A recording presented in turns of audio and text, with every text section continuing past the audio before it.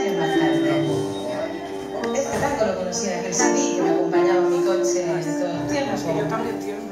Y mis hijas se lo saben de memoria, porque de allí no podíamos sacar de aquello de la plataforma esa de la radio de coche.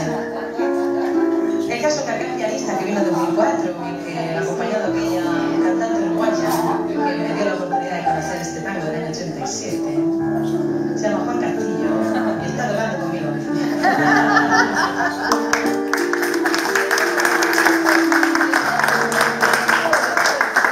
Y ahora cuando escuchan la canción sabrán por aquello de Valencia o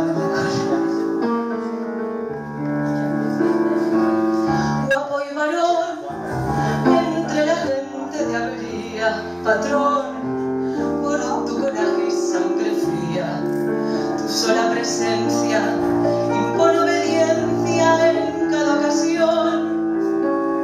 Pero yo sé que el puñal de unos ojos oscuros, ojos lánguidos y puros, se clavó en tu corazón.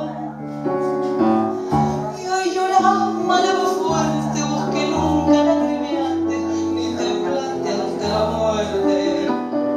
Suplicás una mirada, vos que siempre la copaste sin permiso en la parada.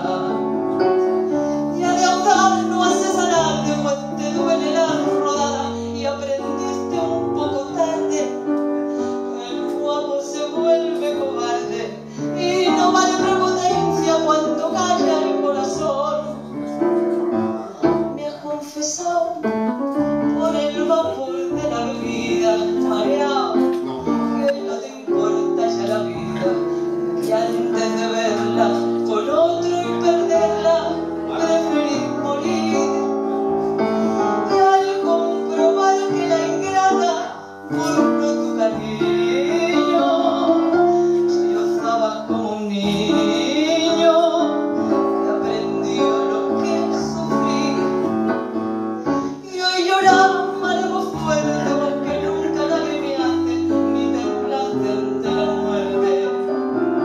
Suplicás una mirada, vos que siempre la tomaste sin permiso en la parada. Ya de audaz no haces alarde, pues te duele la rodada y aprendiste un poco tarde que el guapo se vuelve cobarde y no va en prepotencia cuando talla el corazón.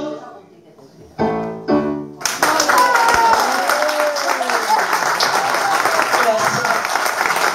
Gracias.